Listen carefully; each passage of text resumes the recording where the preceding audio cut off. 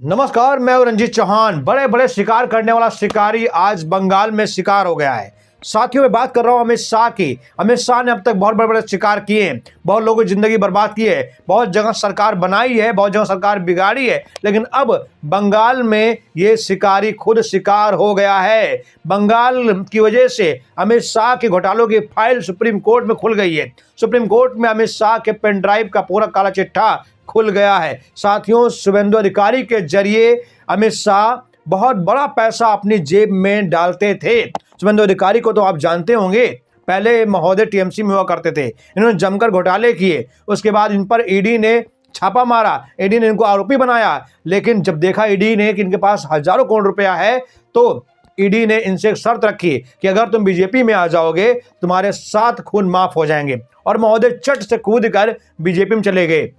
और बीजेपी में यूं ही नहीं गए, बल्कि घोटालों का सारा पैसा वो बीजेपी के खाते में डालने के बाद गए। और ये पैसा किसके किसके पास गया, ये बताने की जरूरत नहीं है। साथियों, आज आपको बता दें कि बंगाल में ईडी जो शिकार करने गई थी, खुद ईडी भी शिकार हो गई है और ईडी के जो बप्पा हैं वो भी शिकार हो गए हैं। जहां दोस्तों अमित शाह भी शिकार हो गए हैं, वो ईडी जो किसी भी राज्य में धड़ाक से घुस जाती थी और वहां जाकर तहस नहस मचा देती थी, अब वही ईडी बंगाल में घुसने से डर रही है।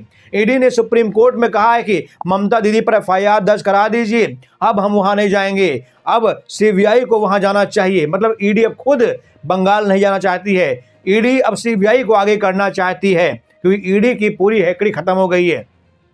ईडी के बड़े बड़े अधिकारी अब कैमरे में आ गए हैं, उनकी फुटेज आ गई है, उन पर एफआईआर दर्ज करने की बात कही जा रही है। भले सुप्रीम कोर्ट एफआईआर दर्ज ना करे, लेकिन बंगाल सरकार तो एफआईआर दर्ज करेगी ही। बंगाल पुलिस तो बेल्टों से डंडे से पीटेगी ही। ईडी चाहती है कि बंगाल के अधिकारी उनका सपोर्ट करें, लेकिन ममता के अधिकारी क्यों आखिर ईडी का सपोर्ट करेंगे? ममता के अधिकारी ममता का सपोर्ट करेंगे, इसलिए ईडी अब बंगाल नहीं जाना चाहती है, लेकिन अब वो सीबीआई को आगे भेज रही है और सीबीआई भी साहब बंगाल नहीं जाना चाहती है। मतलब अब अमित शाह का कोई भी प्यांदा बंगाल नहीं जाना चाहता है।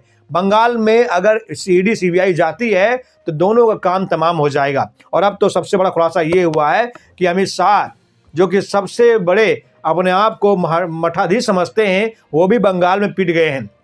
साफ साफ ममता बनर्जी ने कहा है कि आमतौर पर मैं किसी को छेड़ती नहीं हूँ, लेकिन कोई मुझे अगर छेड़ता है मैं उसे छोड़ती भी नहीं हूँ। मेरे पास अमित शाह की पेन ड्राइव है जिसमें बहुत सारे सबूत हैं। उन सबूतों को मैं सुप्रीम कोर्ट में रखूंगी, जनता के सामने रखूंगी कि अमित शाह शुभेंदु अधिकारी के जरिए कोले घोटाले का पैसा अपनी जेब में डालते हैं। उसके बाद ममता का एक और बयान आता है कि इन्होंने बिहार जीत लिया, हरियाणा जीत लिया, दिल्ली जीत लिया, तमाम बड़े बड़े राज्य जीत लिए ईडी के जरिए, लेकिन वो बंगाल नहीं जीत पाएंगे। बंगाल जीतना इतना आसान नहीं है। बंगाल अगर जीतने की कोशिश करोगे तो यहाँ पीटे जाओगे। लोकतांत्रिक तरीके से चुनाव लड़ो तो ठीक है, लेकिन अगर बंगाल में तुमने मक्कारी की तो यहाँ रेले जाओगे। दरअसल जो ईडी है वो ममता बनर्जी की सिक्रेट चुराने गई थी। ममता बनर्जी की चुनावी सिक्रेट फाइलें चुराने गई थी, उन फाइलों को अमित शाह को देती है और अमित शाह उसी फाइलों के जरिए बंगाल चुनाव तहस नहस करना चाहते थे, लेकिन हो गया उल्टा। गई थी ईडी अमित शाह के लिए काम करने के लिए, वो ईडी खुद ही फंस गई है। अब ईडी का अधिकारी भाग खड़े हुए हैं, ईडी का अधिकारी बंगाल में जाना नहीं चाहते हैं, ईडी का अधिकारी अपने आप को बचा रहे हैं।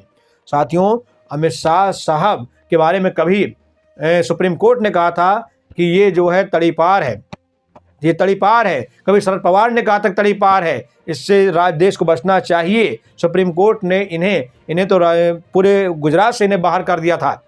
और इससे पहले भाजपा सांसद सुब्रमण्यम स्वामी ने भी कहा था कि ये गुंडा है, ये कई जजों की खोपड़ी फुड़वा चुका है। अमित शाह गुंडा है और गुंडा अपनी गुंडाई करेगा ही, लेकिन इस बार गुंडा की गुंडाई खुद पर भारी पड़ गई, अमित शाह पर ही भारी पड़ गई, क्योंकि अमित शाह से बड़ा गुंडी उन्हें पश्चिम बंगाल में ममता के रूप में मिल गया है। और ममता की जो जनता है वो ममता के प्रति बहुत ही मासूम है, बहुत ही ईमानदार है। इसलिए अमित शाह की चाल वहाँ नहीं चलने वाली है। अमित शाह वहाँ पैसा बांटना चाहते हैं जैसे उन्होंने बिहार में बांटा, लेकिन ये बंगाल है, ये बिहार नहीं है। बिहार के लोग लोभी लालची हो सकते हैं, लेकिन बंगाल के लोग नहीं हो सकते हैं। इसलिए बंगाल को तोड़ने की कोशिश की जा रही है। साथियों, अब आपको बता दें, सुप्रीम कोर्ट में कुछ ही दिनों बाद अमित शाह की पेन ड्राइव खुलेगी अगर सुप्रीम कोर्ट में नहीं खुलेगी, जनता के सामने खोली जाएगी। ममता बनर्जी को अगर मजबूर किया गया तो ममता बनर्जी वो पेन ड्राइव खोल देगी। पेन ड्राइव में जो सबूत हैं, जो वीडियो हैं, घोटाले का पूरा काला चिट्ठा है, वो खोल देंगी। तो अमित शाह खुद अपने लिए वकील ढूंढते फिरेंगे। ये ईडी सीबीआई जो बंगाल गई थी वो अमित शाह के पीछे पड़ जाएगी, अमित शाह की जांच करेगी। साथियों, आने वाले समय में कुछ बड़ा होने वाला है। बंगाल का चुनाव बहुत ट्विस्ट होने वाला है। देखते हैं कि आगे कुछ क्या होने वाला है। जय हिंद, जय भारत।